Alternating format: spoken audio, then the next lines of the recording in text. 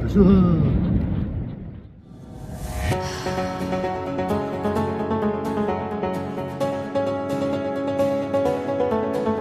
Pemukim Israel di tepi barat dilaporkan membakar hingga menghancurkan sebuah masjid di barat laut kota Jericho, hari Minggu, 2 Februari 2025.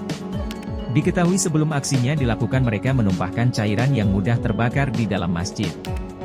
Dikutip dari tribunnews.com, hal ini dikatakan pejabat organisasi pembelaan hak Bedouin Hasan Mleihat, kepada kantor berita Wafa. Terlihat masjid yang ada di lokasi tersebut terbakar sepenuhnya. Ditambahkan, meski tidak adanya korban jiwa dalam insiden ini namun terlihat keprihatinan mendalam dari warga Palestina yang ada di lokasi kejadian. Di sisi lain, pasukan pertahanan Israel, IDF, dilaporkan tidak henti dalam melancarkan serangan di tepi barat. Di hari yang sama setidaknya 20 rumah hancur akibat dari serangan Israel di kampung pengungsian Jenin. Ledakan terdengar hingga di seluruh kota Jenin dan sebagian kota tetangga. Kantor berita tersebut juga mengatakan kalau ledakan itu terdengar di seluruh kota Jenin dan sebagian kota-kota tetangga. Diketahui Israel memulai operasi militer besar di Jenin setelah adanya kesepakatan gencatan senjata Hamas Israel di jalur Gaza, 21 Januari 2025. Dalam kejadian ini disebutkan saksi mata melihat drone melintas di langit Jenin serta adanya penghalangan dari militer Israel di pintu keluar dari kamp pengungsian Faraa.